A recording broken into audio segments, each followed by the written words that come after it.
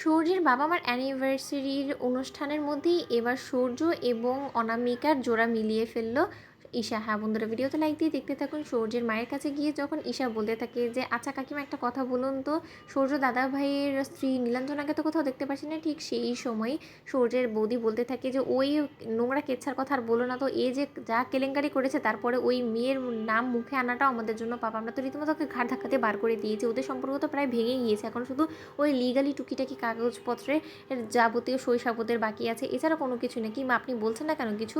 তখন সূর্যের মা বলতে থাকে যে ঈশা, সেসব অতীত সম্পর্কে আমি আর মুখে আনতে চাই না, আর আমার মুখটা নোংরা করতে চাই না। আমি শুধু তোমাকে একটাই কথাই বলবো যে তোমার মতন বৌমা সত্যকার অর্থে তোমার শাশুড়ি মারা খুব ভাগ্যগুণে পেয়েছে, আর এইরকম একটা বৌমার খোঁজেই আমি আছি। তুমি যদি কোনো মতে তোমার চোখে পড়ে যায় যে তোমার মতন অবিকল দেখতে এরকম একটা অমায়িক এবং সকলকে নিয়ে পথ চলার একটা মেয়ে, তাহলে অবশ্যই তুমি আমাকে জানাবে। আমি যত শীঘ্রই সম্ভব এই শুভ কাজটা ছেড়ে ফেলতে চাই। আমি আর চাই না যে সূর্য একাকৃত জীবনে এরকম করে পোহাক। তখন এই কথা বলা মাত্র ঈশা ওর বরের কাছে এসে বলতে থাকে যে আচ্ছা অঞ্জন, তোমার সূর্যদার জন্য অনামিকাকে কেমন মনে হয় বলো তো? না, আমার কেন জানি না মনে হচ্ছে যে ওদের মধ্যে যথেষ্ট পরিমাণে কম্প্যাটেবিলিটি ভালো হবে এবং ওরা ফিউচার জীবনে যথেষ্ট পরিমাণে ভালোভাবে ঘর সংসারটা করতে পারবে। এবার আমার মনে হয় না যে কাকিমাকে কোনো মতে হতাশ হতে হয়, কারণ অনামিকার মতন এরকম অমায়িক মেয়ে আজকালকার যুগে খুবই কম পাওয়া যায়। অন্যদিকে অঞ্জন বলতে থাকে যে এইসব বিষয়ে এগোনোর আগে তুমি বরঞ্চ একবার সূর্য দাদাভাইয়ের সাথে কথা বলে নাও, তার যদি এই বিয়ে নিয়ে কোনো রকম কোনো আপত্তি থেকে থাকে। তখন অন্যদিকে যখন সূর্যের মায়ের কাছে গিয়ে ঈশা বলতে থাকে যে আচ্ছা কাকিমা আপনি আমার একটা কথা বলুন তো, আপনি ঠিক কীরকম ছেলের বউ চান? তখন সূর্যের মা বলতে থাকে যে বললামই তো যে অবিকল তোমার মতন দেখতে হলেই হবে।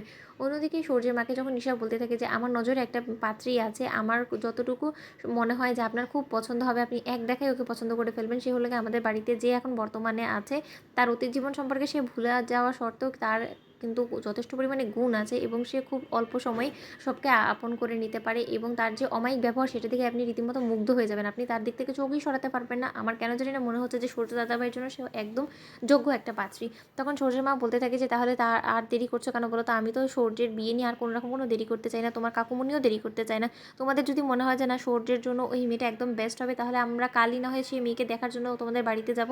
একবার সামনাসামনি দেখা হওয়া মাত্রই তো আমরা সব পাকাপাকি কথা বলে ফেলবো, যদি আমাদের মেয়েটাকে পছন্দ হয়ে যায়। আর আমি দেরি করতে চাই না, কারণ ওই সর্বনাশী মেয়ে আমার ছেলেটাকে যে পরিমাণে অতিষ্ঠ করে তুলেছে, ওই সর্বনাশী মেয়ের থেকে যত শীঘ্রই সম্ভব পিছা ছাড়াতে পারলেই আমরা গোটা পরিবার একটু শ্বাস নিতে পারবো নিশ্চিন্তের, কারণ আমরা আর সহ্য করতে পারছি না ওই মেয়ের সাথে যতদিন পর্যন্ত সূর্য সম্পর্কটা ঝুলে থাকবে ততদিন পর্যন্ত আমরা নিশ্চিন্তে কোনো মতে ঘুমোতে পারবো না। অন্যদিকে সূর্যর কাছে গিয়ে যখন অঞ্জন বলতে থাকে যে আচ্ছা সূর্যদা, তুমি কি নতুন করে নিজের জীবন শুরু করার কথা ভাবছো? তখন সূর্য বলতে থাকে যে এক জীবনে যে পরিমাণে আমি আঘাত পেয়েছি, বিশ্বাসঘাতকতার আমার আর শেষ নেই, তাহলে এরপরে আর কী করি বা নতুন জীবন নিয়ে ভাবতে পারি বলতো?